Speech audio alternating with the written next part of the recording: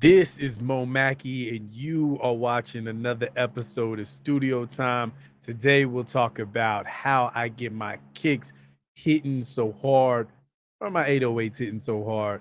Let's get into it.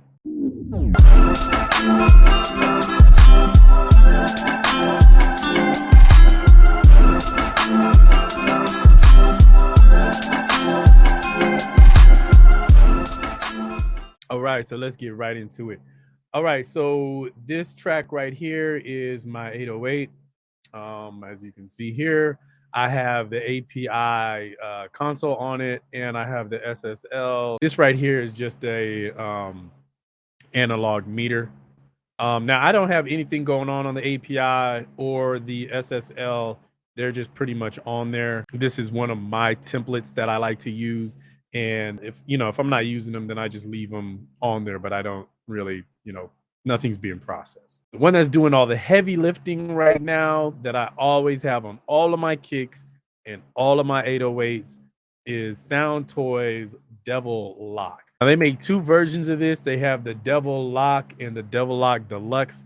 The Deluxe gives you a little more features and also more presets.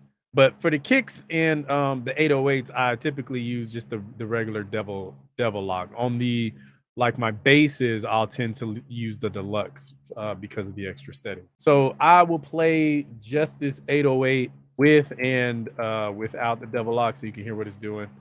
This is without.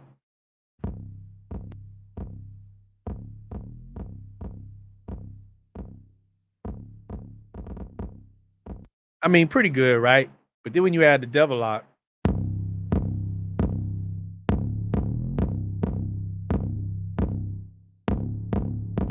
it just puts like way more meat on the 808. And it's so simple to use. You got your crush and your crunch dials, and you pretty much just set them to where you want them to bring up the bass however you want it. Now I'll show you what each one of these do. We'll bring it down to 0, and we'll bring up the crush knob.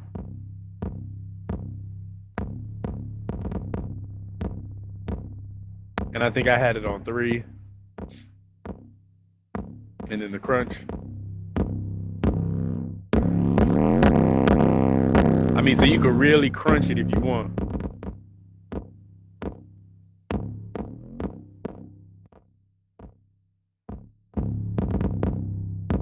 So yeah, pretty much on the 808, the Devil Lock is doing most of the heavy lifting.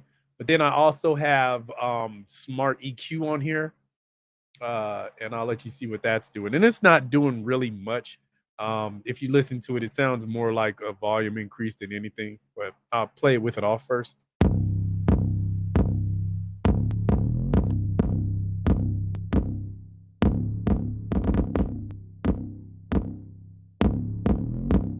So as you can see, it's real subtle what that one is doing.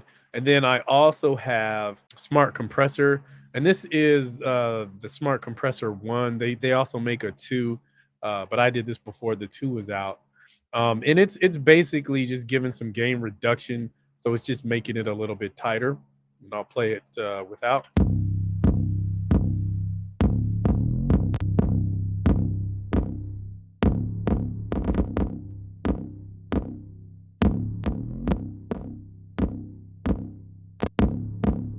And it's just making it a lot tighter. And you can see from the graph what it's doing.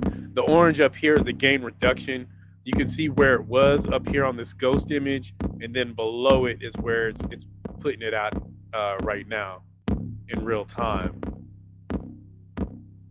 And you can see on the input and output, even though it's giving it that gain reduction, it's bringing it back up to make up for that gain reduction.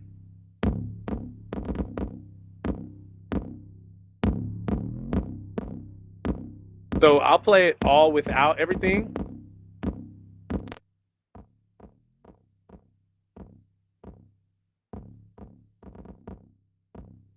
And then with everything.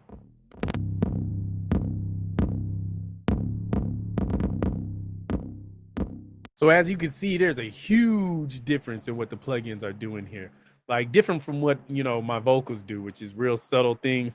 But with the 808s, I go extreme. because I want that 808 to punch through. With a lot of hip hop music, you want that 808 to be present. It's going to be, you need that to be more present than anything. So, you know, these are some of the tools that I use to get the 808 hitting just right. Hope you learned something today. Again, this is Mo Mackey, and you are watching Studio Time.